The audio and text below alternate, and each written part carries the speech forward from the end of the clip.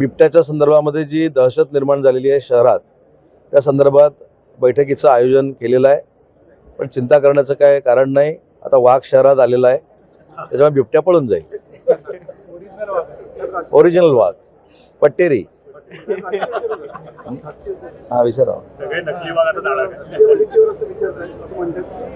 अमित शाह सांगतील शिवसेनेला चेहरा नाही, त्यांचा आवाज नाही, असं कोण म्हणाले? तसं बघायला गेलं तर महाराष्ट्रामध्ये आता काँग्रेसला काही नेतृत्व राहिलेलं नाही. जे प्रदेशाध्यक्ष आहेत ते कमकुवत आहेत हे कदाचित विजय वडेट्टीवारांना लक्षात आलेलं आहे. त्याच्यामुळं गांधी घराण्याच्या आहे त्याच्यापेक्षा जवळ जाऊन कदाचित त्यांना आता पराभूत होणाऱ्या काँग्रेस पक्षाचं प्रदेशाध्यक्ष व्हायचं असेल, म्हणून हा केविलवाणा प्रयत्न आहे. मराठी आणि मुस्लिम मतांच्या ध्रुवीकरणासाठी ठाकरे आणि राज ठाकरे आणि उद्धव ठाकरे यांनी एक ॲक्शन प्लॅन तयार केलेला पाहायला मिळतो. जवळपास बीएमसीमध्ये 227 वॉर्ड्स आहेत, त्यापैकी 21 मुस्लिम आहेत आणि 72 वॉर्ड जवळपास मराठी आहेत. तर मराठी फॅक्टर आणि मुस्लिम फॅक्टर असं एक समीकरण ते आणण्याचा विचार. त्यांनी अनेक वेळा ॲक्शन प्लॅन केलेला आहे. ॲक्शन मोडवर येणं गरजेचं आहे. ॲक्शन प्लॅन काय त्यांचे भरपूर झाले. मुंबईकरांनी मराठी माणूस म्हणून यांच्या हातामध्ये सत्ता दिली, परंतु त्या 25 वर्षामध्ये कसं मुंबईकरांचं वाटोळं केलं हे आपण सगळ्यांनी बघितलंय. स्वतः एकनाथ शिंदेसाहेब मुख्यमंत्री झाल्यानंतर आणि आता देवेंद्रजी मुख्यमंत्री झाल्यानंतर मुंबई महानगरातले जे काही प्रलंबित प्रश्न होते हे निकाली लागले आणि ज्यांना फक्त काही टेंडरमध्येच इंटरेस्ट होता, ती टेंडर आता आपल्या हातातनं जातील म्हणून तो खरा ॲक्शन प्लॅन आहे. टेंडर परत आपल्याला कशी मिळतील याच्यासाठी तो ॲक्शन प्लॅन आहे. ॲक्शन प्लॅन करून ॲक्शन मोडवर यावं लागतं. जसं आज रत्नागिरीमध्ये बिबट्या आला, त्याला पळवण्यासाठी तातडीनं 4 तासात आम्ही बैठकीचं आयोजन केलं. कोल्हापूरचे अधिकारी मागवले, जिल्हाधिकाऱ्यांना बोलवलं, एसपीना बोलवलं. ह्याला ॲक्शन मोड म्हणतात. ॲक्शन प्लॅन काय?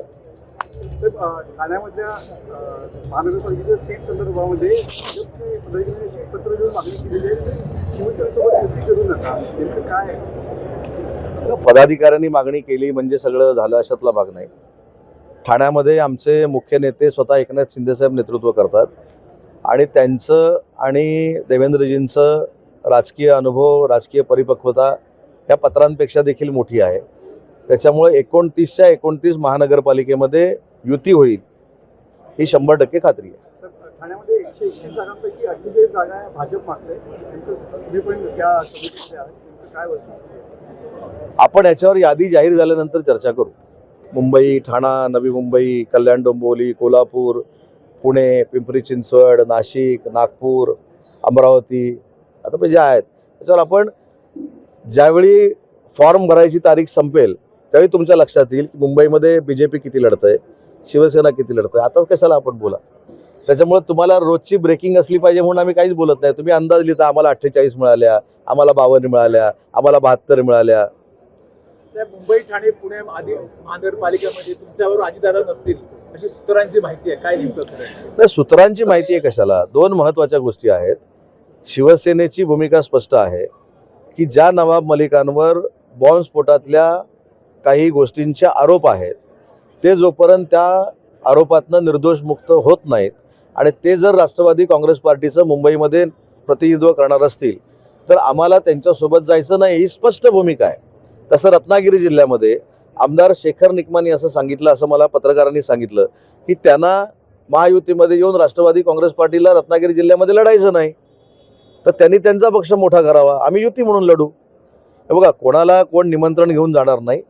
हे शेवटी महाविकास आघाडीला थांबवण्यासाठी सगळ्यांनी एकत्र आलं पाहिजे.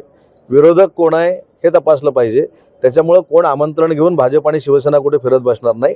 आमची मुंबईसाठीची भूमिका स्पष्ट आहे, त्याच्यामुळे कुठेही तडजोड होणार नाही.